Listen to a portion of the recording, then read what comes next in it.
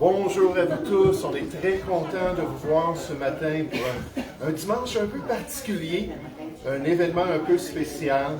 Puis j'espère que vous allez en retirer tout ce qu'on a demandé au Seigneur à votre égard. Alors je vous invite à vous lever, s'il vous plaît. On va tourner dans le Célébrons Dieu, notre gros recueil bleu, au numéro 5. Alors qu'on veut célébrer notre Dieu, le Célébrons Dieu au numéro 5.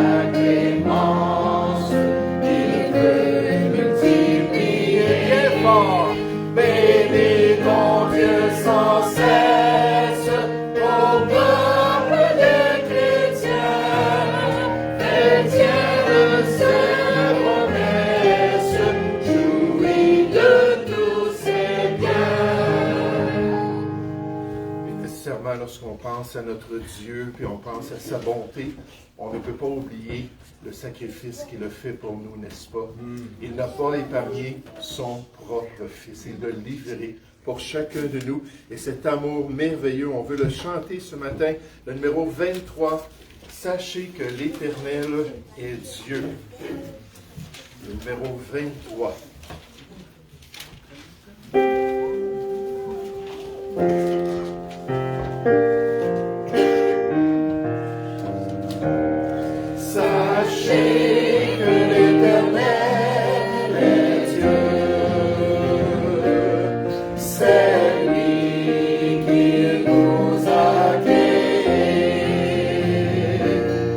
Nous sommes à lui, nous sommes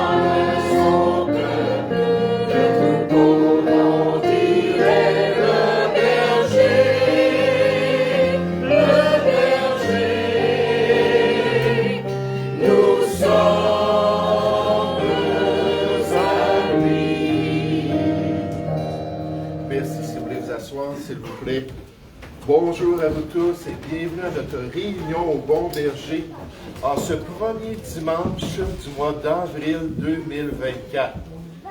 Et le temps passe, les choses avancent, on continue de progresser dans la vie, on continue de progresser en tant qu'assemblée.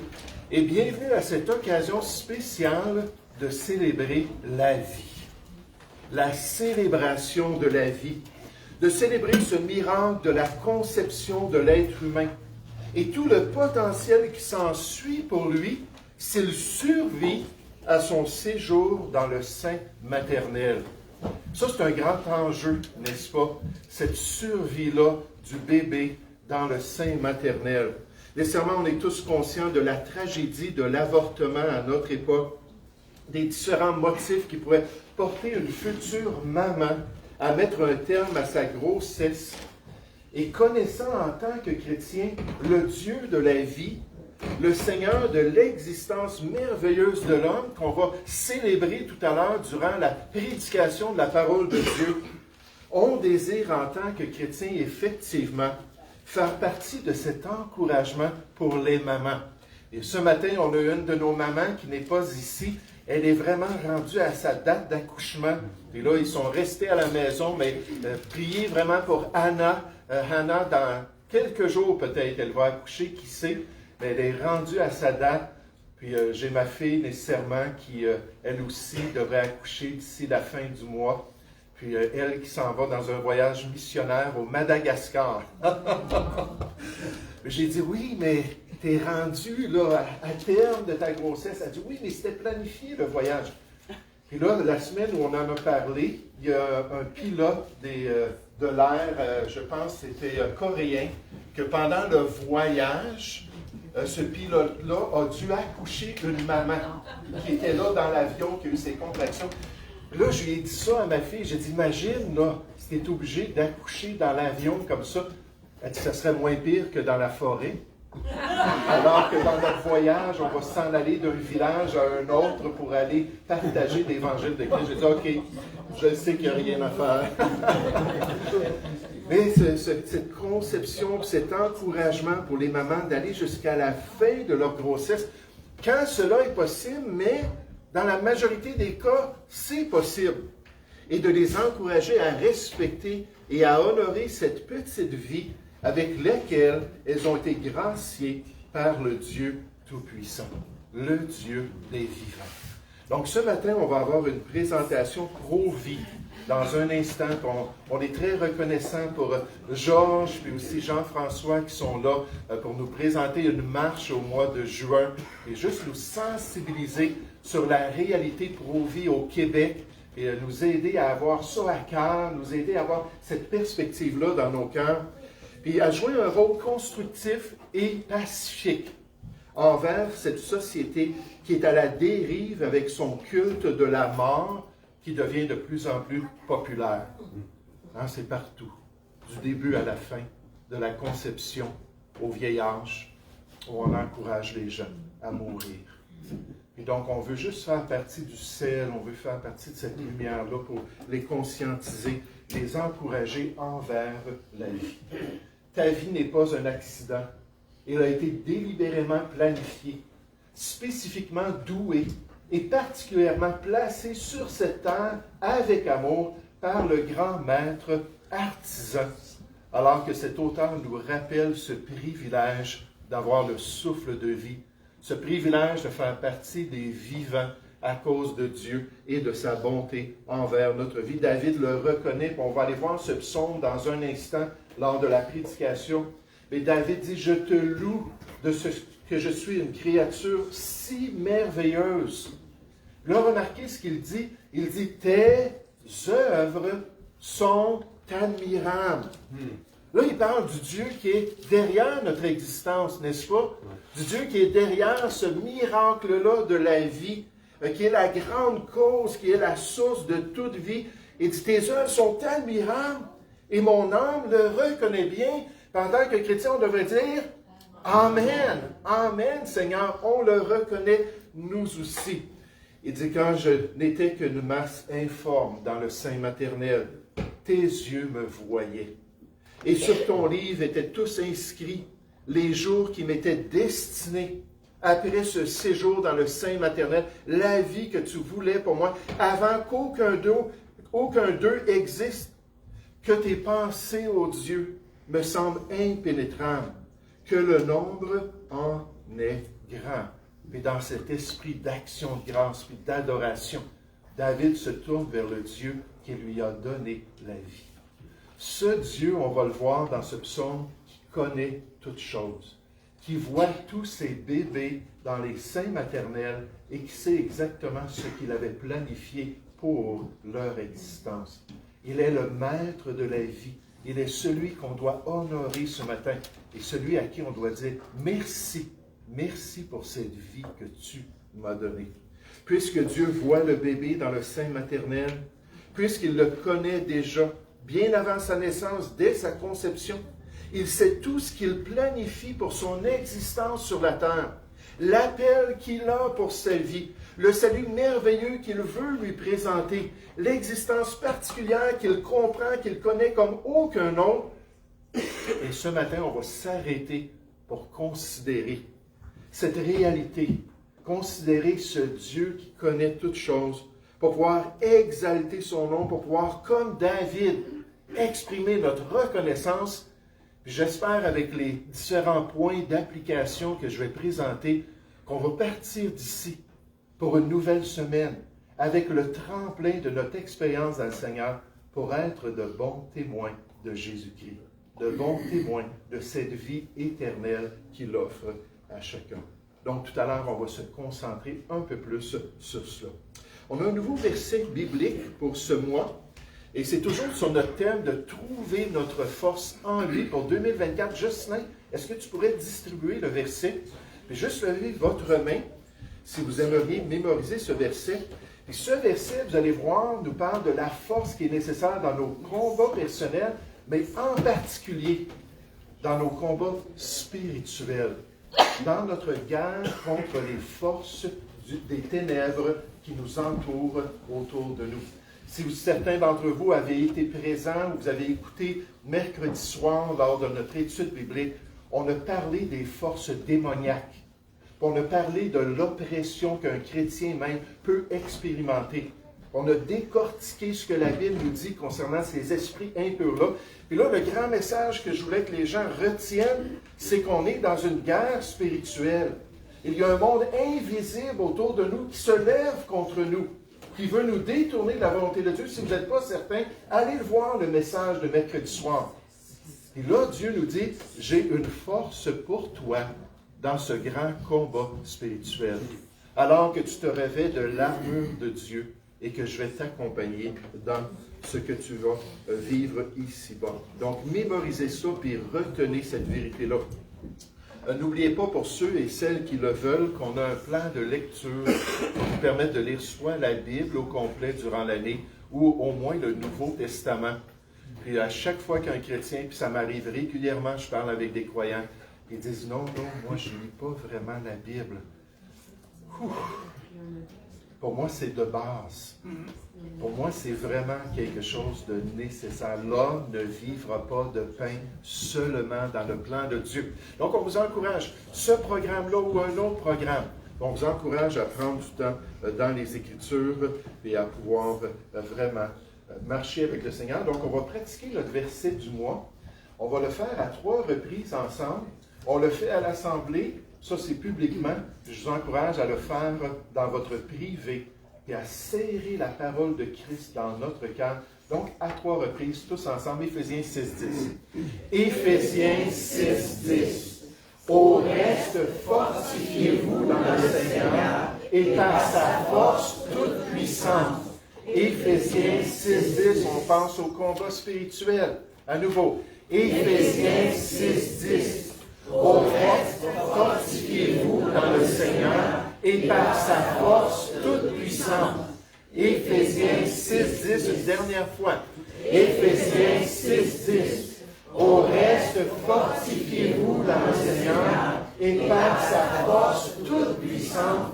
Éphésiens 6:10. Ah, c'était trop fort. Je ne pouvais pas résister à la tentation.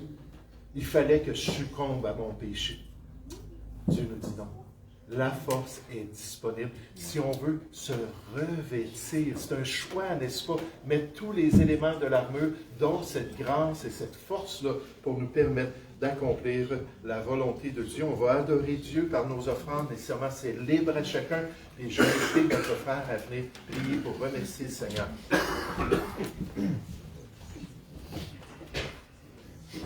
Prions. Seigneur, nous te disons merci de nous avoir assistés au cours de cette semaine. Alors que nous étions ça et là dans nos activités, tu nous as guidés. Tu as déversé sur ton tes multiples grâces. Et ce matin encore, tu nous as inspirés de venir dans ta maison pour chanter ta gloire et pour chercher ta face. Donne-nous, Seigneur, d'être des témoins fidèles, des gens qui proclament l'évangile du salut. Aide-nous, par ce biais, à donner une partie de ce que tu nous as donné, afin que nous puissions contribuer à l'avancement de ton royaume. Fais-nous grâce, assiste-nous. Le moment est venu où on va passer les plateaux pour recueillir les dons de l'Assemblée. Nous te demandons, Seigneur, de permettre à chacun de nous, voilà, de donner le montant qui a été prévu. Et ceux qui n'en ont pas, nous te demandons, Seigneur, de leur donner les moyens nécessaires afin que la prochaine fois, ils pourront contribuer, Seigneur. Fais-nous grâce, assiste-nous. Au nom de Jésus, nous te prions. Amen. Merci. Je vais inviter Papa Robert, s'il vous plaît.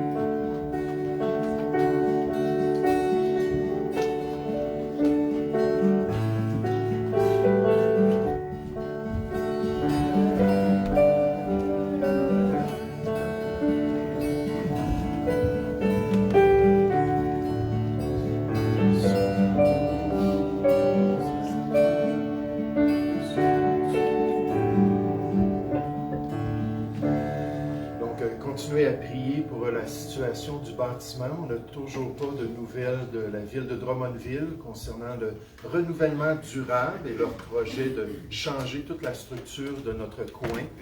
Et on espère bien que ça va être juste des petites modifications et qu'ils ne repatrieront pas le bâtiment comme tel et qu'on va pouvoir continuer à l'utiliser pour la gloire du Seigneur. Ce matin, on a le grand privilège d'avoir Jean-François Denis avec nous et aussi Georges Bouchimi, qui vont venir nous parler sur la question pro-vie au Québec. Merci beaucoup pour votre temps.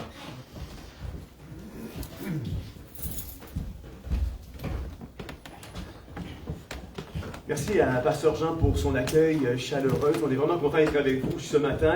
Combien sont contents d'être dans la maison du Seigneur ce matin? Hein? Amen. Vous savez, il n'y a pas un meilleur endroit à être le dimanche matin que d'être réunis dans la présence du Seigneur. Amen. Amen. Amen. Vous savez, on vit dans une société aujourd'hui qui fait malheureusement la promotion de l'avortement, la promotion de la mort. Nous vivons dans une société mortifère. Nous faisons la promotion de la mort et nous condamnons la vie. C'est dans cette société dans laquelle vous et moi, nos enfants, grandissons aujourd'hui.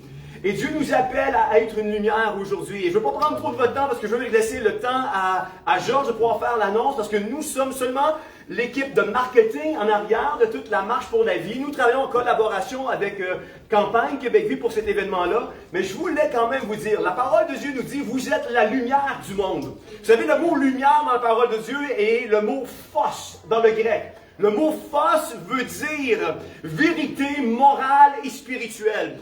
Aujourd'hui, nous avons cru un mensonge dans l'Église du Seigneur Jésus-Christ. Nous avons pensé que l'Église n'était pas appelée à faire de la politique. Alors que la Bible est un livre rempli d'histoires politiques. Êtes-vous avec moi ce matin? Et à travers la parole de Dieu, nous voyons des positions qui ont été prises politiquement. Le problème aujourd'hui, c'est que nous avons politisé des valeurs morales. Et si nous sommes des chrétiens, chrétien veut dire comme Christ, nous n'avons aucun choix que de se lever en faveur des valeurs bibliques, des valeurs morales. Vérité morale et spirituelle veut dire vous êtes la lumière du monde. Donc quand la parole de Dieu nous dit vous êtes la lumière du monde, Dieu est en train de nous dire vous êtes la vérité morale et spirituelle. Quand Jésus dit je suis la lumière du monde, Jésus est en train de dire je suis la vérité morale et spirituelle. Et parce que je vis en vous, vous devenez par surcroît la vérité morale et spirituelle. C'est quoi la morale? La morale, c'est la science du bien et du mal. Donc Dieu est en train de nous dire à travers les Écritures que vous êtes non seulement la vérité morale et spirituelle, mais vous devenez la science du bien et du mal parce que Jésus-Christ vit en nous. Et c'est ce que nous voulons être le 1er juin devant l'Assemblée nationale à 11h à Québec. Nous voulons être et briller. Nous voulons être cette vérité morale et spirituelle. Nous voulons être la science du bien et du mal.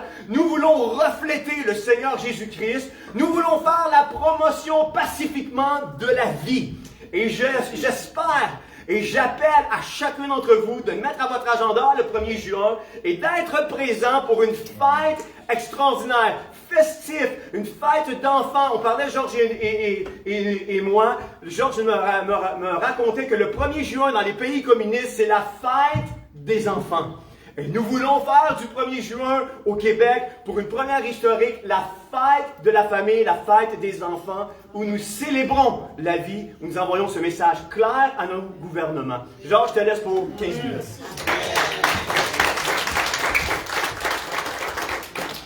Merci Jean-François.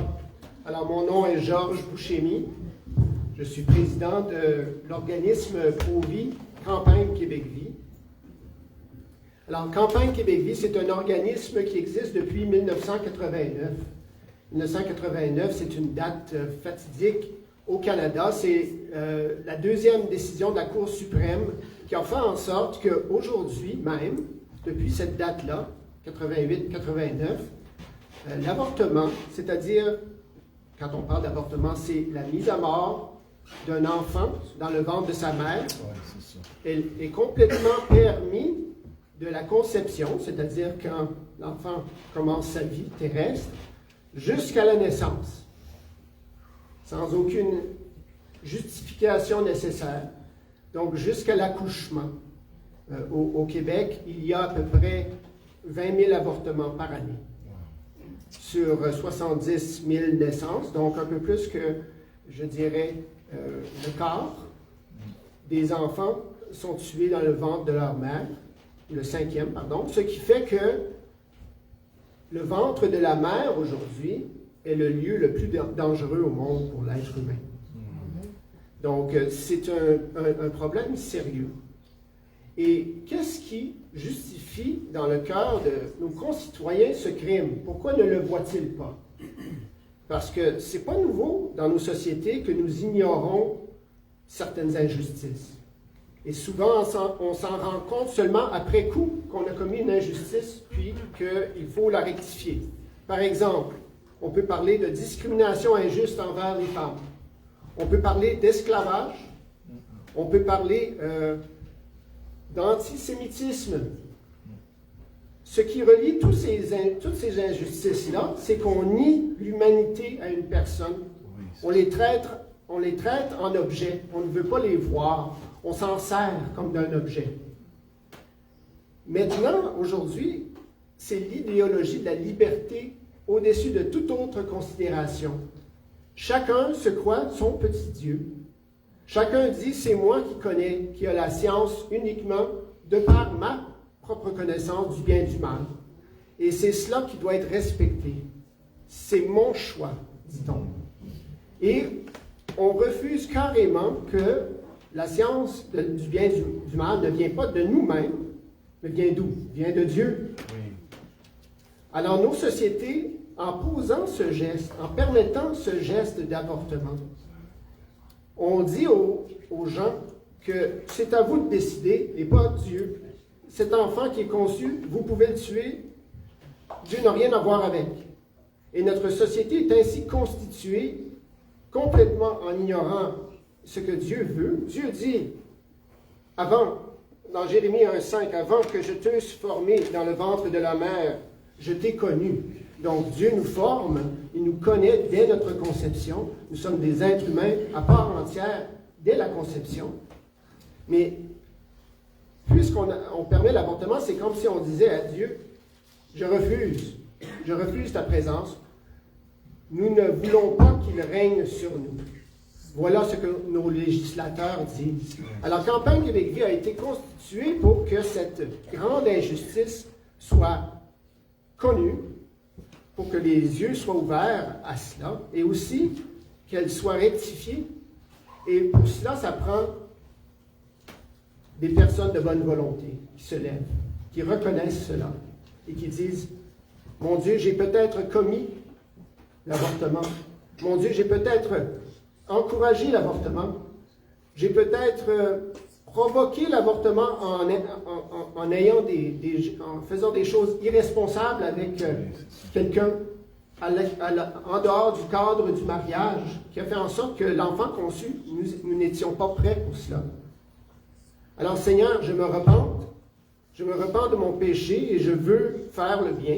Et toutes ces personnes-là sont invitées à se joindre à Campagne Québec Vie. Et spécialement, nous avons un événement important. Une première historique au Québec, c'est la Marche pour la vie. Alors, la Marche pour la vie, c'est un événement qui a lieu à plusieurs endroits au monde. Alors, il y en a une grosse à Washington, D.C. Vous l'auriez peut-être vu sur la chaîne de Théo Box et ailleurs. Alors, cette année, nous étions à Washington, D.C., Jean-François et moi-même, et Nancy, pour assister à cette marche. Alors ça, c'était la première, je dirais, marche pour la vie au monde. Elle a été fondée en 1974. L'année après le changement de loi aux États-Unis, où l'avortement a été imposé aux 50 États. Et à peu près 50 ans après, en 2022, cette loi inique a été renversée. Donc, c'est l'arrêt Roe v. Wade a été renversé, faisant en sorte que maintenant, chaque État peut légiférer comme bon lui semble contre l'avortement. Et donc, c'était une très bonne nouvelle à partir de cette marche où les gens ont été sensibilisés, où ils passent année après année à démontrer aux gens, à leurs concitoyens, qu'il y a une autre possibilité. Parce que ce que nous voulons faire avec cette marche, c'est démontrer à nos concitoyens que le désespoir et la mort n'ont pas le dernier mot. Le problème avec les gens qui se font avorter, c'est qu'ils sont habités par une peur. La peur ne vient pas de Dieu. La peur vient de l'autre. Et cette peur nous envahit et nous contrôle comme une marionnette et nous fait faire toutes sortes de choses très mauvaises parce que nous ne voyons pas l'autre bout. Nous ne voyons pas le bout du tunnel. Mais avec la grâce, avec la joie qui nous rentre dedans, nous nous rendons compte que la mort n'a pas le dernier mot, que peu importe ce qui se présente devant nous, nous pouvons le surmonter avec l'aide de Dieu. Et que si nous nous laissons juste habiter par l'Esprit Saint, que tout peut être fait. Donc, c'est cet espoir, c'est cette joie que nous voulons démontrer à nos concitoyens. Il faut être nombreux, il faut être avec nos familles, il faut être dans la joie. Ça commence devant l'Assemblée nationale, donc c'est le lieu où nos lois en province sont faites. Et nous faisons le tour de Québec, donc descendons la Grande Allée, puis retournons sur René Lévesque. Ça commence à 11h, à midi, il va y avoir des discours. À 1h, c'est la marche en tant que telle. Ensuite, on retourne à 15h pour des témoignages post-avortement de femmes qui ont regretté leur avortement. Parce qu'elles sont plusieurs, 20, 30, 40 ans après, à encore penser à cet enfant qu'elles ont pu avoir à leur âge. Comment aurait-il l'air après tant d'années? Et où est-il maintenant? Une angoisse profonde les habite par rapport à cela. Et donc, en disant non à l'avortement, on dit aussi non, c'est-à-dire que cette douleur-là n'est pas écoutée, n'est pas comprise, et ce n'est pas un cadeau d'être habité de cette, je dirais, cette honte et cette culpabilité. Mais avec Dieu,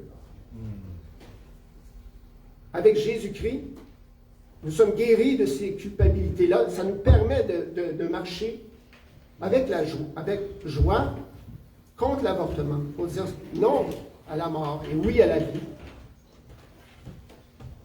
Dans Matthieu 25, versets 30 à 40, Jésus parle de « J'ai eu faim et vous m'avez donné à manger. J'ai eu soif et vous m'avez donné à boire. J'étais étranger et vous m'avez accueilli. J'étais malade et vous avez pris soin de moi. J'étais en prison et vous êtes venus me voir. Toutes les fois que vous l'avez fait à l'un de ces plus petits de mes frères, c'est à moi que vous l'avez fait. » Qui est le plus petit de vos frères? L'enfant à naître, c'est un des plus petits de vos frères et sœurs. C'est un petit enfant que personne ne veut voir. Dans la société, on ne veut pas le connaître. Parce que si on acceptait qu'il existait, mais il faudrait tout reconfigurer la société, il faudrait agir tellement différemment, et les gens ne se sentent pas capables de le faire parce qu'ils n'ont pas Jésus dans leur cœur, ils n'ont pas cette force qui vient d'en haut pour passer à travers les difficultés d'une grossesse non prévue, etc. Mais nous voulons dire à la fois que oui, cet enfant existe, et oui, nous pouvons nous fortifier dans le Seigneur. Et ces deux choses-là ensemble, c'est ça que nous allons présenter.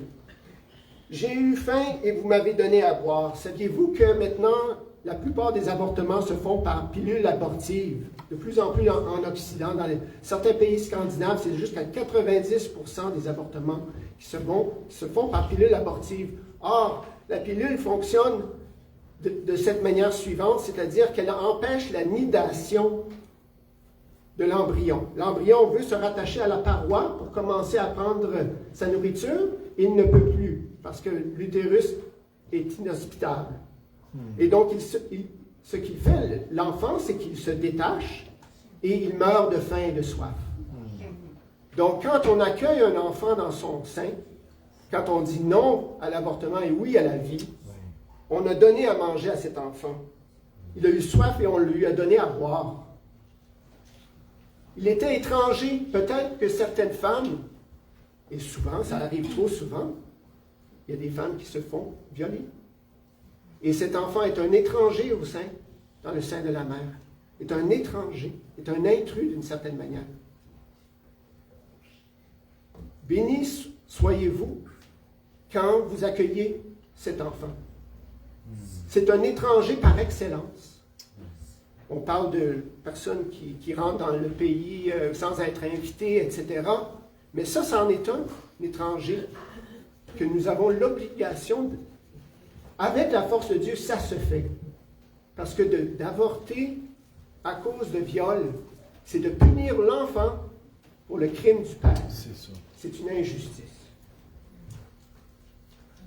J'étais en prison et vous êtes venus me voir. Alors les condamnés à mort, pourquoi aller les voir? C'est comme un peu Inutile, n'est-ce pas? Ils vont mourir dans quelques heures, puis ça vaut quoi aller parler, gaspiller son temps, entre guillemets, avec un condamné à mort? Mais Dieu dit, si vous si vous avez une fête ou un repas, invitez les plus pauvres, ceux qui ne peuvent pas vous repayer. C'est la façon par excellence d'investir votre temps et votre argent, les talents que Dieu vous donne. Cachez-les pas dans la terre, faites-les fructifier. Comment? En investissant au maximum ce qui peut redonner au maximum. Mais la façon de maximiser ses gains en capital céleste, c'est d'investir dans des causes qui sont mal vues du monde, comme visiter les pauvres, les prisonniers, les malades, les handicapés mentaux. Mais l'enfant à naître, qui est prêt à être avorté, qui est dans la prison du ventre de sa mère, et sa mère s'en va vers l'avortoir. Les gens qui prient, les gens qui sont à l'extérieur des avortoirs, des cliniques d'avortement, ils visitent ces prisonniers-là. Ils gaspillent leur temps. Alors ça, c'est un moyen par excellence, je dirais, de visiter les prisonniers qui sont voués à la mort. Finalement, quand un enfant en naître se développe, la mère l'accueille avec amour. Elle habille son enfant. Il était nu et elle l'a habillé. Alors toutes ces choses-là, une mère, par excellence, peut accomplir tout l'Évangile juste en accueillant son enfant. Elle peut tout faire ce que le Christ roi demande en acceptant l'enfant en son sein, peu importe les circonstances, en l'habillant, en le nourrissant, en lui disant « Bienvenue au monde ». Alors, je vous encourage à venir témoigner avec nous devant l'Assemblée nationale à Québec le 1er juin, le samedi à 11h. Il va y avoir un autobus qui va passer par Drummondville. Je voulais savoir juste maintenant, est-ce qu'il y aurait des gens qui seraient intéressés à prendre un autobus de Drummondville à Québec? Vous y penserez.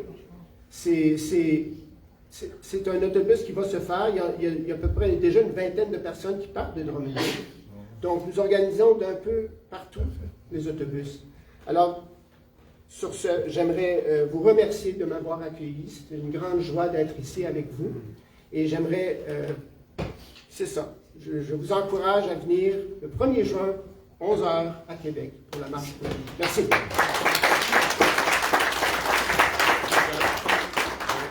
Juste peut-être, si vous voulez avoir plus d'informations, Georges va avoir une table juste sur le coin ici.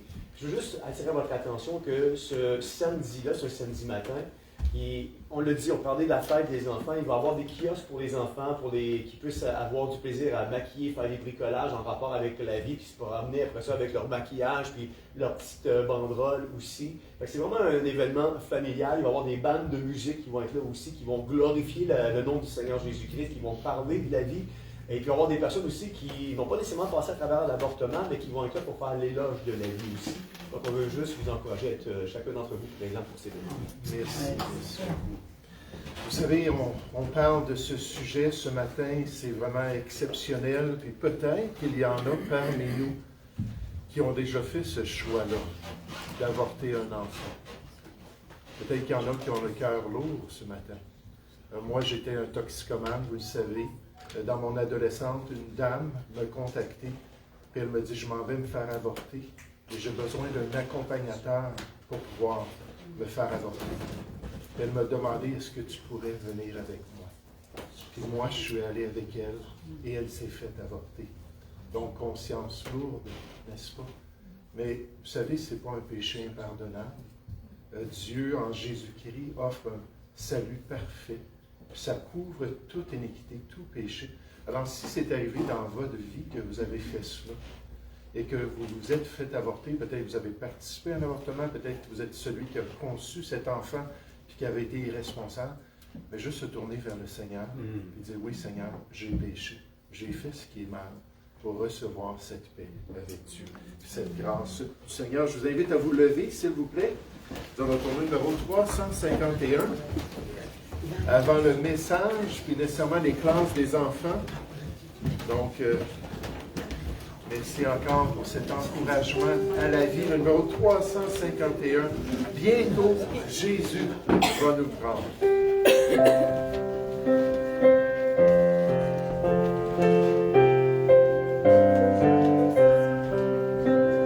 Bientôt, Jésus va nous prendre auprès de lui dans le ciel.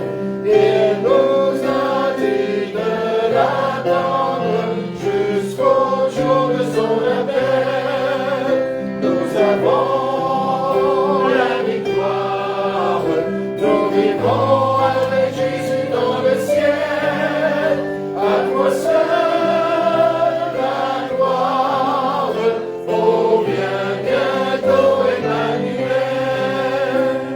Péché, travaux et souffrances cesseront et pour toujours. Devant sa sainte présence, nous chanterons son amour. Nous avons la victoire, nous vivrons avec Jésus dans le ciel. À toi seul la gloire, oh viens bientôt Emmanuel. Combattons avec courage, attendant ce jour heureux, et chantons malgré l'orage, nous sommes victorieux. Nous avons la victoire, nous vivons avec Jésus dans le ciel. À toi seul la gloire, oh viens bientôt Emmanuel. Merci, si vous voulez vous asseoir, on va laisser partir nos jeunes, on va laisser partir la garderie aussi. Que le Seigneur puisse les bénir abondamment, qu'il puisse bénir les monitrices alors qu'elles vont travailler avec ces jeunes. Et pour nous, notre responsabilité maintenant, c'est d'arrêter, de se concentrer, d'ouvrir notre cœur et d'être disposé pour le message du Seigneur. Je suis en train de me demander avec Jean-François puis avec Georges s'il allait me rester un peu de temps, mais je les voyais là, passionnés.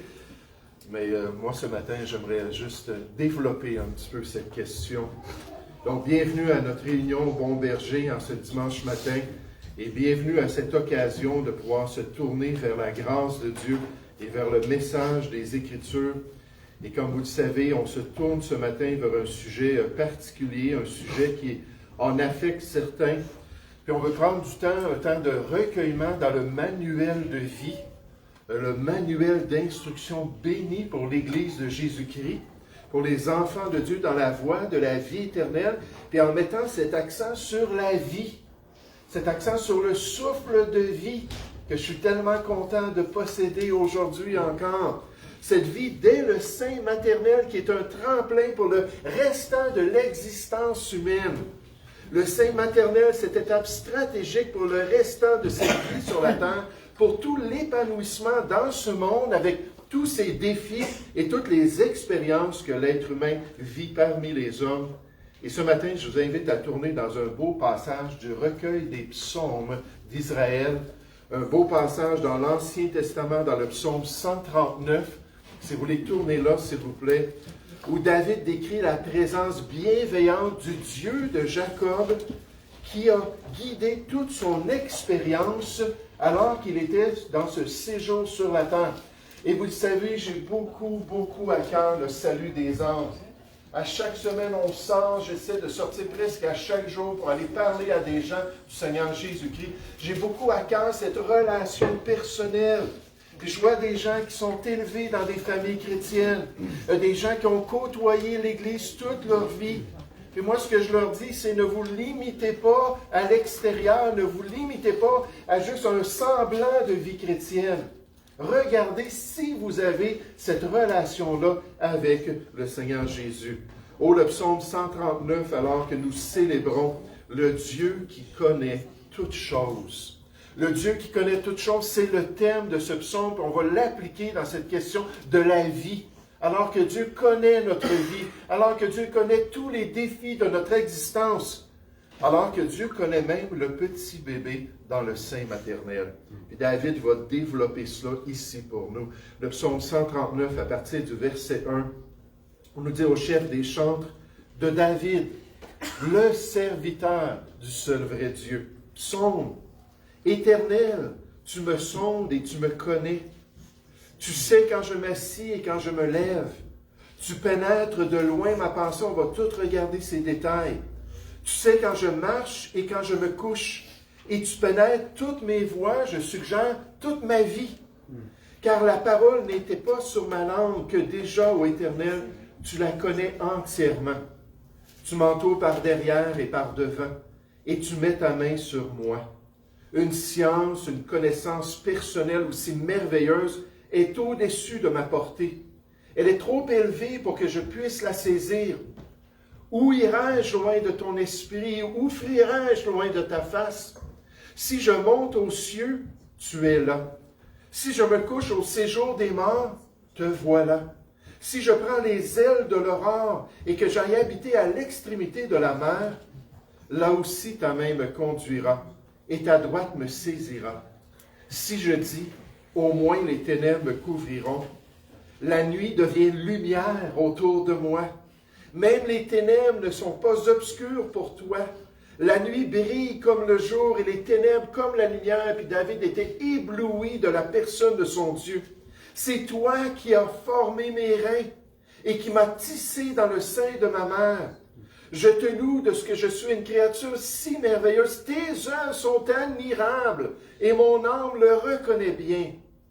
Mon corps n'était point caché devant toi lorsque j'ai été fait dans un lieu secret, tissé dans les profondeurs de la terre. Puis ça, il faut comprendre l'imagerie poétique des Juifs, alors qu'ils pensaient à ce bébé dans le sein de leur épouse, alors qu'ils pensaient à ce bébé qui se développait dans la dame. Puis ils disaient, on ne peut pas le voir, on ne peut pas le tenter, on n'est pas conscient d'où il est rendu. Puis là, ils voyaient ça, mais c'est comme s'il était dans la terre, sous la terre. Puis là, on ne le voit pas, on n'est pas conscient de ce qui arrive. Puis il disait, de plus, on sait qu'on vient des éléments de la terre, d'après la révélation de Dieu. Donc, il y a cette connexion-là avec la terre que ces Juifs faisaient, puis nécessairement que l'Esprit est en train de révéler dans cette poésie biblique. Alors que tu me tissais dans les profondeurs de la terre, quand je n'étais qu'une masse informe, tes yeux me voyaient.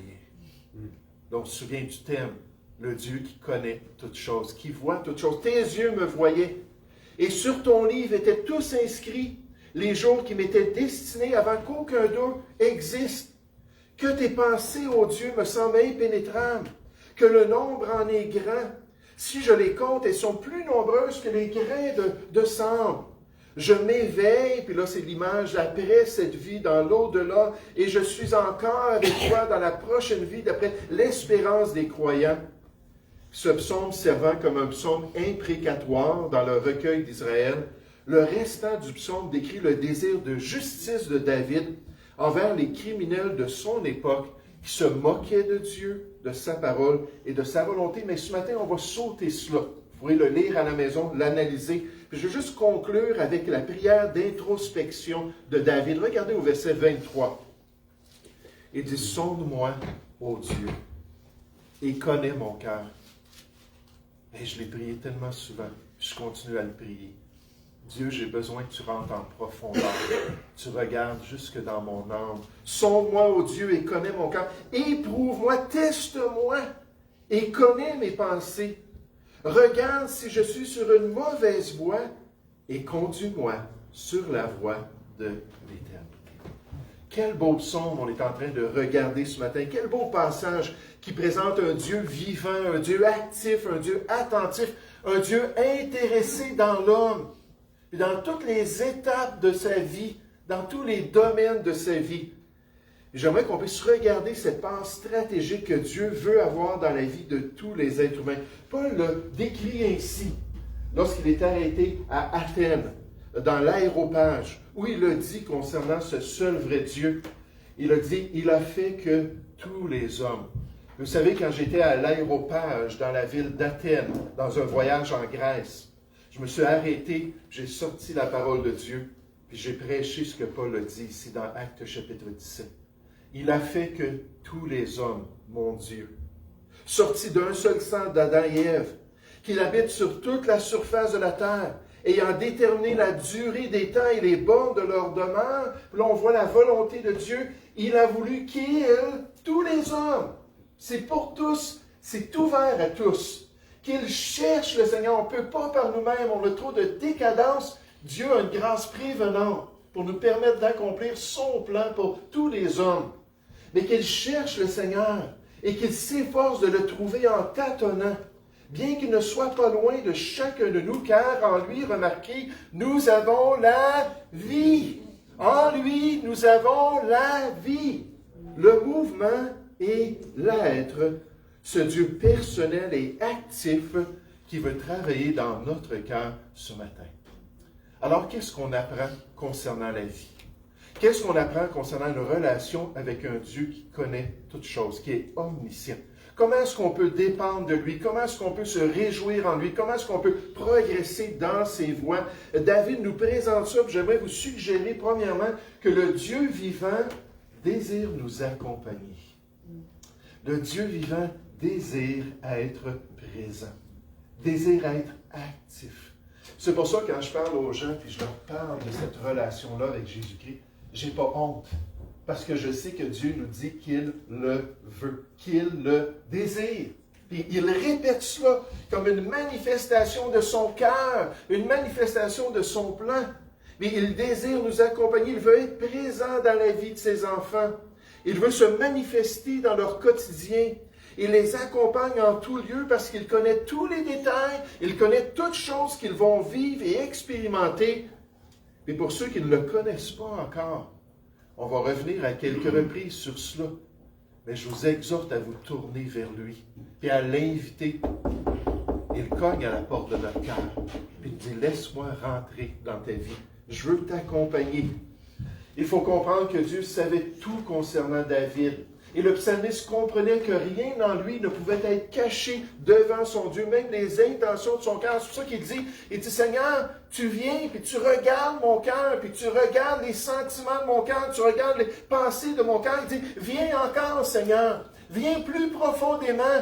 On ne devrait jamais avoir de plateau en tant que chrétien. Dans nos passions, puis dans nos motivations, puis dans nos réflexions intérieures, le tout doit être amené captif à l'obéissance de Jésus-Christ, la Bible nous dit. Puis même dans la profondeur de notre être, Dieu veut pouvoir venir avec sa sonde, sa parole qui est vivante, qui va trancher ce qui se passe dans notre cœur, qui va révéler notre état pour pouvoir nous transformer et nous changer. Mais il dit, Dieu veillait toujours sur David. Il était donc impossible de faire quoi que ce soit sans que Dieu n'en soit le spectateur. Wow, quand on est en privé, n'est-ce pas? Quand on est tout seul, il y a quelqu'un qui est spectateur. La vie de David était ainsi parfaitement connue du Seigneur. Puis on voit ça, cette réalité, dans le psaume 139. Regardez au verset 1. Là, je sais que ça va être un peu plus exigeant pour vous ce matin. On a eu une présentation, puis là, on a un message. Puis je comprends. Est-ce que, Gino, tu pourrais baisser ça à 19? Je sais qu'il y a du monde qui ont froid, puis on a des couvertes pour vous. Je sais qu'il y a du monde qui ont chaud, mais on n'a pas de ventilateur là, sur les bancs. Peut-être un jour, on aura un petit ventilateur qui se lèvera. Mais là, c'est le défi de se concentrer, n'est-ce pas? Le défi d'ouvrir notre cœur. Verset 1, au chef des chants de David, psaume. Éternel, tu me sondes et tu me connais. Ton œuvre est en profondeur. Tu es le Dieu omniscient qui connaît toutes choses. Tu sais quand je m'assis et quand je me lève. Tu pénètres de loin ma pensée. Donc même mes sentiments, mes réflexions. David le dit dans le psaume 51 au verset 8. Dieu, tu veux que la vérité soit au fond de mon cœur. que la vérité là, habite à l'intérieur de moi. Dans Philippiens 4, au verset 8, on nous dit que tout ce qui est vrai fasse partie de vos pensées. Puis Dieu veut pouvoir enlever l'erreur, puis enlever le mensonge, puis anéantir les ténèbres à l'intérieur de nous. Il dit, tu pénètres de loin ma pensée. Verset 3, tu sais quand je marche et quand je me couche, et tu pénètres toutes mes voies. Car la parole n'est pas sur ma langue, que déjà, ô Éternel, tu la connais entièrement. Tu m'entoures par derrière et par devant, et tu mets ta main sur moi. Une science aussi merveilleuse est au-dessus de ma portée. Elle est trop élevée pour que je puisse la saisir. Et tout de suite, en commençant, je vous demande, est-ce que vous avez une telle relation avec Dieu? Est-ce que vous avez une telle intimité avec Dieu? Avec celui qui connaît toutes choses dans votre vie. Son désir, le Seigneur, c'est que vous pouviez ouvrir vos cœurs, que vous puissiez le laisser venir dans votre vie. Il vous a même donné ce cadeau de la vie éternelle, d'après les Écritures, en Jésus-Christ, à cause de son sacrifice sur la croix du Calvaire, alors qu'il vient appliquer son sang sur votre péché, qu'il couvre votre péché, puis qu'il vous rend une ardoise vierge devant Dieu, sans aucune condamnation. Puis là, on peut marcher dans la lumière avec le Dieu de lumière parce qu'on a été réconciliés avec lui. Puis là, on peut expérimenter la vie éternelle. Puis c'est quoi la vie éternelle? C'est très facile. La vie éternelle, c'est qu'il te connaisse. Qu'il te connaisse. Toi, le seul vrai Dieu, celui que tu as envoyé, Jésus-Christ. Et cette expression-là, connaître, c'est un verbe qui parle entre autres d'une connaissance très intime entre un mari et son épouse. En fait, la connaissance la plus intime que deux êtres humains peuvent avoir ensemble. On nous dit qu'on devient une seule chair dans cette connaissance-là. Puis là, Dieu nous dit, en esprit, on peut devenir un seul esprit à cause de la vie éternelle. Puis de connaître Dieu personnellement, d'avoir une intimité, de pouvoir se lever le matin et dire, merci Seigneur pour une nouvelle vie, merci Seigneur pour le souffle de vie, merci Seigneur, tu vas m'accompagner.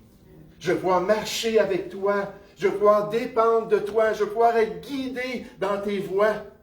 Je vais pouvoir changer alors que toi, tu vas me sonder. Tu vas manifester les désirs de mon cœur pour que je puisse accomplir toute ta volonté. Cette vie éternelle qui est un cadeau gratuit que Dieu nous donne. Une relation personnelle avec lui. Une intimité individuelle avec Dieu. Une transformation profonde de notre cœur et de notre vie à cause de sa présence, le Dieu omniscient, qui se manifeste dorénavant dans notre expérience personnelle avec lui. Il y a 38 ans de cela. J'ai entendu l'Évangile. Il y a 38 ans, je suis passé d'un athée, je vais en parler un peu plus loin. Je suis passé d'un homme qui était un toxicomane, un homme qui était méchant, qui était violent, qui se moquait de ses parents, qui se moquait de ses amis. Je ne sais même pas pourquoi j'avais des amis. J'étais tellement méchant, mesquin. Puis ce jour-là, quand Jésus est rentré, je me disais, je suis devenu une nouvelle créature. Le changement a été très clair. La transformation est tellement majeure et relationnelle que la Bible nous parle de passer de la mort à la vie.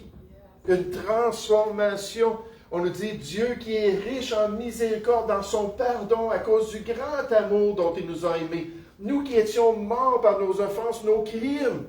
Nos crimes, on est des criminels sans Jésus-Christ. Les péchés et les offenses, c'est une violation de sa loi. Puis là, la Bible nous dit, nous étions morts, séparés de lui, nous a rendus à la vie avec Christ, ou grâce à l'œuvre de Jésus-Christ. On nous dit, si quelqu'un est en Christ, là on ne parle pas d'être fâché, je parle toujours d'habitude si quelqu'un est en Jésus-Christ, mais là vous l'avez à l'écran, je ne peux pas falsifier la parole de Dieu. Mais si quelqu'un est en Christ, il est une nouvelle créature. À cause de sa foi en lui, à cause qu'il se confie dans son œuvre, les choses anciennes sont passées, voici toutes choses sont devenues nouvelles. Et c'est pour ça que Jésus disait, il faut que vous naissiez de nouveau. Amen. Il faut que vous naissiez de nouveau. Vous ne pouvez pas voir, vous ne pouvez pas entrer dans le royaume de mon Père céleste sans la nouvelle naissance. Est-ce qu'on a expérimenté cela?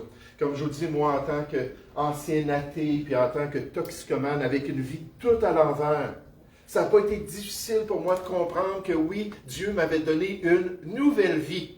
Puis après avoir dit Amen, après avoir invoqué son nom, j'ai levé la tête, j'ai regardé le pasteur qui m'avait évangélisé. J'étais allé à l'église pour la première fois de ma vie le dimanche avant. J'avais détesté cela. Une gang d'hypocrites. Tout le monde sourit. Tout le monde venait me voir. Bonjour, jeune homme, content de te voir. Peut-être quelqu'un ce matin, je suis allé vous voir avec ce même sourire-là. J'aimerais vous dire que ce n'était pas de l'hypocrisie. Je suis content de vous voir. Puis là, je m'en viens, là, puis il dit, viens me voir à mon bureau, j'ai 3 choses à te présenter. Qui tu es devant Dieu? Qu'est-ce que Dieu va te faire un jour? C'est quoi la solution? Là, j'ai compris que j'étais damné. J'étais perdu. Je prie, je lève la tête après avoir dit Amen, puis je le regarde avec une paix extraordinaire, avec une joie d'une nouvelle vie. J'ai dit, quand est-ce vos réunions d'église? Quand est-ce que je peux aller avec les enfants de Dieu? Quand est-ce que je peux grandir dans ma marche avec Dieu? Une transformation. Est-ce que vous l'avez fait? Est-ce que vous avez invoqué son nom? Est-ce que vous lui avez demandé la nouvelle vie à cause de son œuvre au calvaire? Jésus ne mettra pas dehors celui qui vient à lui sincèrement, avec un cœur repentant. Il nous donne cette nouvelle vie-là. Le Dieu vivant désire nous accompagner. Il désire être intime. Il désire marcher avec nous. Mais remarquez alors que David développe cela, que le Dieu vivant désire nous protéger. Il désire nous protéger. Parce que même après notre conversion, même après notre transformation, malheureusement, on demeure avec un cœur qui est tortueux. Un cœur qui est déviant. La voie droite est là, la voie étroite est là, puis oups, on a tendance à s'en aller. On le sait, David, un des hommes dans les Écritures qui avait un cœur selon le cœur de Dieu, qu'est-ce qu'il a fait avec Bathsheba? Qu'est-ce qu'il a fait avec Uri? Qu'est-ce qu'il a fait après ça dans d'autres circonstances? On le voit, là. On demande des gens qui faisons de mauvais choix.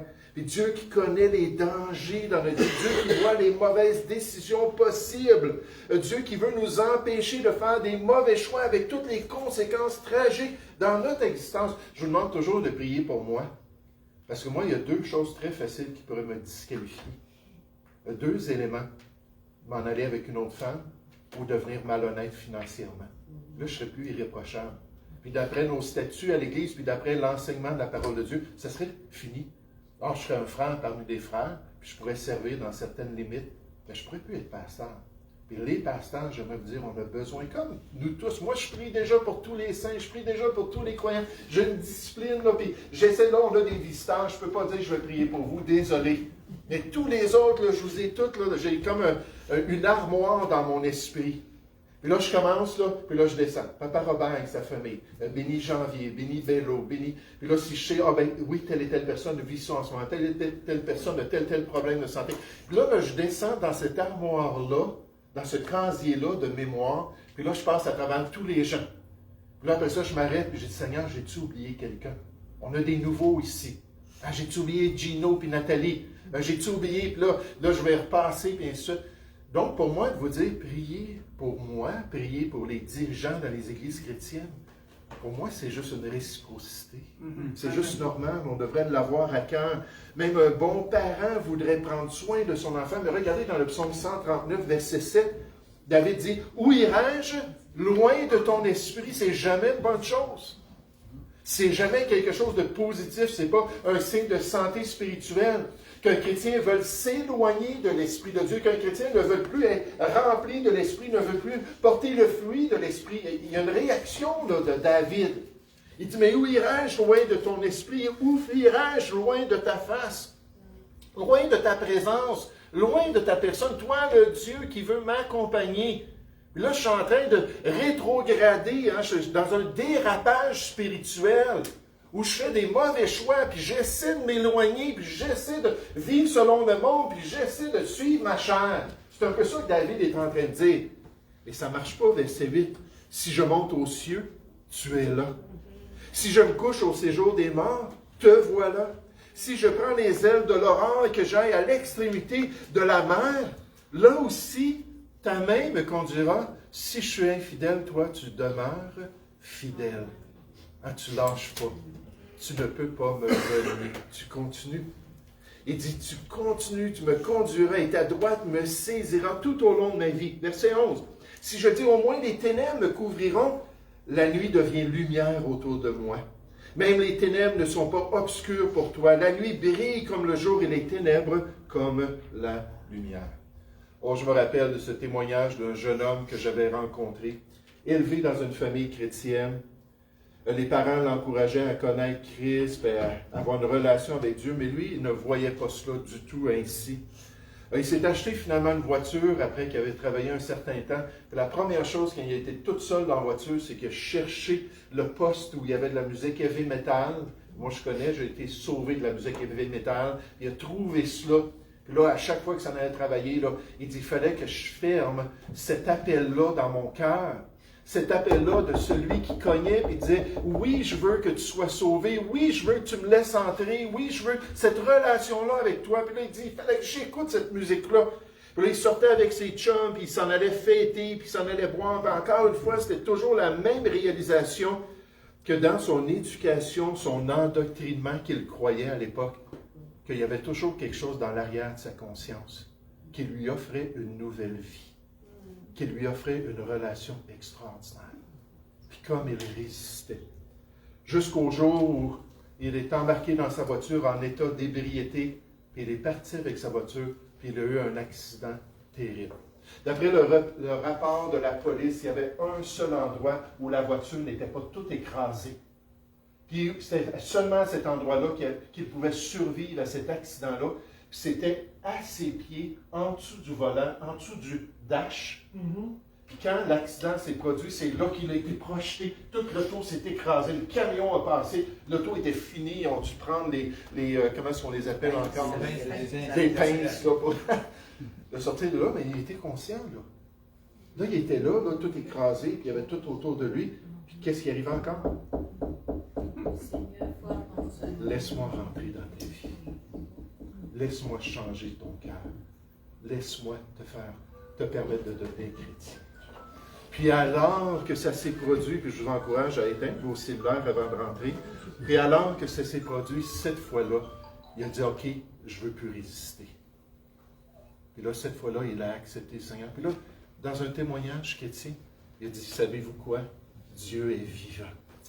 Puis Dieu, ce n'était pas juste mes parents qui y croyaient, qui m'avaient enseigné ça.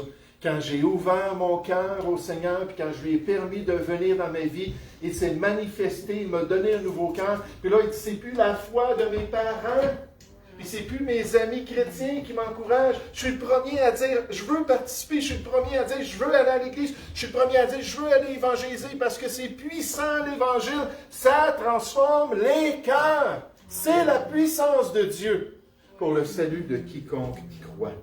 Puis quel beau témoignage qui m'a encouragé à continuer à servir le Seigneur. Et David voyait la main de son Dieu, même dans ces temps de rébellion, ces temps de résistance. Dieu a utilisé les circonstances pour limiter les actions de David, afin de le protéger et de le guider dans sa vie quotidienne.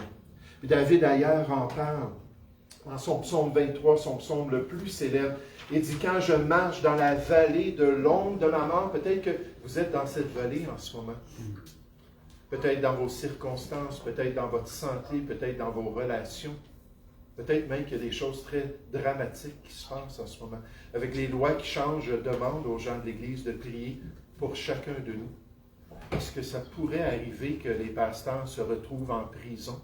Ça pourrait arriver là, qu'on soit un témoignage pour le Seigneur Jésus, mais à l'endroit où on ne veut pas l'être, n'est-ce pas? On veut continuer à servir le Seigneur. Mais il dit, quand je marche dans la vallée de l'ombre de la mort, je ne crains aucun mal, aucun. Mon Dieu est tout, il connaît toutes choses, il est omniscient, car tu es avec moi, ta houlette et ton bâton me rassurent. Oh, le premier réflexe du psalmiste fut de fuir. Mais où? Dieu est présent partout. Il n'y avait aucun endroit où il pouvait aller pour échapper à cette connaissance pénétrante, pas même la demeure des morts. Mais bientôt, il a commencé à voir que la main de Dieu, qui semblait autrefois le piéger, le conduisait en réalité en sa présence, puis nécessairement, c'était pour son bien. Approchez-vous de Dieu et il s'approchera de vous. Jacques 4, au verset 8. C'est la meilleure place à être près de notre bon berger, et près de celui qui veut nous protéger, qui veut nous accompagner, comme ce théologien J.P. Moreland nous le dit. Est-ce qu'on accepte la protection de Dieu? Est-ce qu'on veut chercher en lui cette protection-là? On parle de trouver en 2024 sa force auprès du Seigneur. Et est-ce qu'on se tourne vers lui quotidiennement? Est-ce qu'on veut qu'il intervienne dans nos difficultés, qu'il nous permette d'être sauvegardés, de passer à travers des choses, puis d'être sains et saufs pour pouvoir continuer à accomplir sa volonté?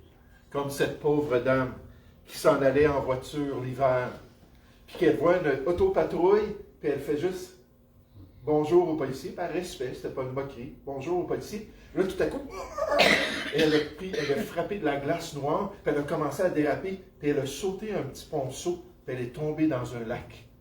Là, ça n'a pas été long là, que la voiture a commencé à couler, puis elle voyait l'eau monter, puis elle était là avec sa ceinture, puis, pas capable de faire sa ceinture, elle frappait dans la fenêtre, puis là, l'eau, littéralement, la voiture était toute en dessous de l'eau, puis tout à coup, elle voit un beau sourire à sa fenêtre. Le policier qui venait de la croiser a vu dans son miroir la voiture partir puis tomber dans l'eau.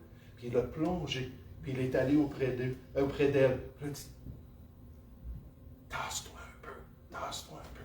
Alors qu'il a sorti sa baïonnette, puis il a frappé dans la fenêtre. Puis là, il est arrivé avec un instrument, puis il a coupé sa ceinture, puis il l'a sorti. Puis là, qu'est-ce qu'elle a vécu, elle?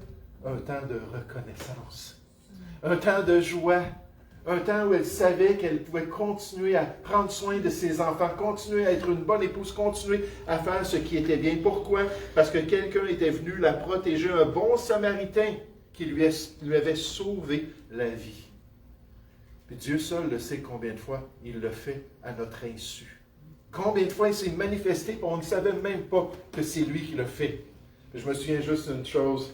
Je travaillais dans une cour à bois, je venais d'être sauvé, 21 ans, jeune homme. Il y avait des échelles pour monter dans les étagères de la cour à bois. Mais non, pas besoin d'échelles, moi. Je vais y aller, je vais grimper moi-même. Là, je sortais un gros tube, sonotube. Et malheureusement, la grandeur que je voulais était parmi les sonotubes, puis il y en avait d'autres à l'intérieur. Là, je tirais, puis à un moment donné, j'ai donné un gros coup, mais j'ai glissé. Là, je me suis tendu dans le pick-up en arrière, en plein sur le côté du pick-up, et en plein dans le dos. J'étais parti comme ça. Puis là, tout à coup, oups! Je me suis redressé, puis je suis tombé sur mon fessier. Puis là, ça a fait mal, mais je savais c'était quoi l'autre option. Si j'avais frappé ça avec mon dos. J'ai dit, comment ça, je me suis redressé? Ça n'a aucun sens. Puis là, j'ai pensé à l'ange de l'Éternel qui campe autour de ceux qui le craignent, qui les délivre au danger. Mais Dieu veut agir dans notre vie, il veut nous accompagner nécessairement.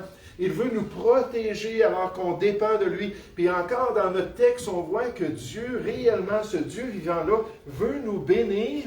Puis David le dit bien, du début à la fin.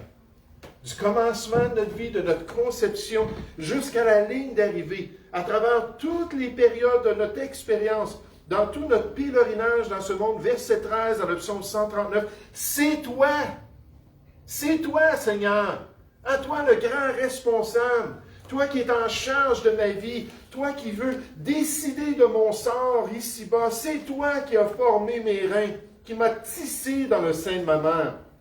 Je te loue de ce que je suis une créature si merveilleuse. Oh, comme tu es bon, Seigneur, comme tu es grand. On se regarde là, le corps, on a plein d'imperfections. On se dit, wow, c'est-tu extraordinaire? On voit là tous les nouveaux robots qu'ils essaient de faire. Puis là, ils montrent ces robots-là, puis ils disent, regardez l'intelligence là, de l'homme. Puis là, après ça, on montre nos mains qui sont beaucoup plus développées que des robots, puis ils disent, ah, c'est du hasard. Ah, on est venu à cause du hasard. Et quand on regarde ces détails-là, on regarde notre pupille, on regarde nos oreilles, on regarde notre cerveau, on regarde ces détails-là, on s'aperçoit comment c'est extraordinaire. Je te loue, tes œuvres sont admirables. Et mon âme le reconnaît bien, faisons partie de l'exception. Il n'y a presque personne qui va avouer ça dans notre société, que nous sommes créés par Dieu, que nous sommes l'œuvre du Très-Haut. Et là, David lui dit, moi, je ne me gêne pas, c'est pas populaire, c'est pas tout le monde qui croit ça, mais Seigneur, je vais te le dire, je le reconnais comme tu es bon, comme tu es extraordinaire. Mon corps n'était point caché devant toi lorsque j'ai été fait dans un lieu secret, tissé dans les profondeurs de la terre, quand je n'étais qu'une masse informe, même avant de sortir du sein maternel, même avant de me manifester parmi les hommes, tes yeux me voyaient. Et sur ton livre étaient tous inscrits. Wow, un Dieu souverain. Les jours qui m'étaient destinés. La vie que toi, tu avais planifiée. L'existence que tu voulais pour moi. Seigneur, tout ça, c'était écrit. Avant qu'aucun d'eux existe.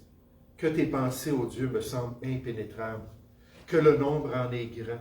Si je les compte, elles sont plus nombreuses que les grains de sable. Je m'éveille même après cette vie. Avec cette image-là pour les Juifs du sommeil. La mort pour eux, c'était comme le sommeil. Vous vous rappelez quand Jésus a dit que Lazare était mort, il a dit ça à ses disciples. Puis le mot grec qui est utilisé, ça veut dire qu'il dort. Des fois même, c'est traduit « il dort ». Là, ils ont dit, bon, ben, il est malade, tu nous l'as dit, il dort, ben, ça va lui faire du bien, il va guérir. On le sait qu'on est malade, ça fait du bien de dormir. Là, Jésus dit, non, ce n'est pas l'assouplissement du sommeil. Il est mort. Et pour les Juifs, la mort, c'était comme un sommeil. Puis après ça, le retour à la vie, c'était un réveil lors du grand matin de la résurrection. Puis il dit, je m'éveille et je suis encore avec toi. David a dit dans son espérance, pour moi, dans mon innocence, je verrai ta face dans la prochaine vie. Dès le réveil, je me rassasierai de ton image. Job l'a exprimé ainsi. On sait avec toutes ses douleurs, il comprenait c'était quoi de mourir, s'en allait vers cela. Quand ma peau sera détruite, il se lèvera. Et quand je n'aurai plus de chair, je verrai Dieu. Je le verrai, il me sera favorable. Mes yeux le verront, mon âme languit d'attente au-dedans de moi. Je ne sais pas pour la mort, mais au moins pour l'enlèvement. Je peux vous dire qu'à chaque jour, je dis, viens Seigneur Jésus. Viens, j'ai hâte que tu viennes nous chercher, nous permettre d'avoir cette nouvelle vie-là dans ton royaume. Oh Dieu, c'est le Dieu vivant et vrai. C'est le Dieu qui connaît toutes choses. C'est le Dieu qui veut nous accompagner dans tous les détails de notre expérience ici-bas. C'est lui qui veut une relation personnelle, une intimité avec l'être humain qui ne peut que s'accomplir qu'avec Jésus-Christ. Est-ce qu'on a accepté cela dans notre vie? C'est comme des fiancés, n'est-ce pas? Puis moi, je me souviens, il y a 31 ans de cela, lorsque je me suis tenu devant témoin, devant Dieu, devant le pasteur. Puis là, il a dit, Jean, c'est quoi tes vœux? Oui, je le veux. Oui, je le veux. Là, j'attendais juste d'entendre si elle allait dire la même chose. Oui, je le veux. Mais vous savez, moi, je crois sincèrement dans les Écritures que Dieu nous dit ce matin, oui, je le veux. Amen. Je veux cette relation-là avec toi. Je veux pouvoir être dans ta vie, dans l'intimité de ton cœur. Puis comme cette alliance du mariage, la nouvelle alliance nous amène à faire un choix, puis à dire nous aussi, oui, je le veux. Et moi aussi, j'invite Jésus à devenir mon sauveur, à prendre mes péchés, à me donner cette nouvelle vie-là qui se trouve seulement en lui. Et alors, comme David, on va pouvoir connaître le Dieu vivant qui, jour après jour, il nous a dit, je suis avec vous tous les jours. Jour après jour, va nous accompagner. On va pouvoir voir sa protection. Des fois, on n'est pas conscient, mais d'autres fois, oui. Et dire, hey, comment ça, je ne me suis pas cassé le dos, là? Comment ça, je suis tombé sur mon fessier? Là, voir que Dieu est là, il nous protège, il nous montre nos mauvais désirs, il nous aide à prendre les bonnes décisions. Et finalement, cette réalité-là, c'est que du début à la fin, Dieu a un plan. Tous nos jours sont déjà inscrits et sa volonté est claire auprès de lui. Sonde-moi, ô Dieu, et connais mon cœur. Éprouve-moi et connais mes pensées. Montre-moi si je suis sur la mauvaise voie et conduis-moi sur la voie de l'éternité.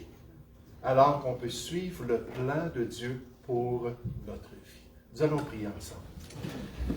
Ô Père Céleste, on veut te remercier, on veut te louer pour ce privilège que tu nous donnes de pouvoir être exposé à cette réalité pro-vie. Merci qu'il y a encore des gens ici au Québec, au Canada, des fois en contraste avec la France et d'autres pays européens, qui vont se lever pour ce qui est bien, qui vont être prêts, Seigneur, à juste porter leur voix passiblement, Seigneur, et avec sincérité, avec amour, pour pouvoir influencer un peu la société autour d'eux.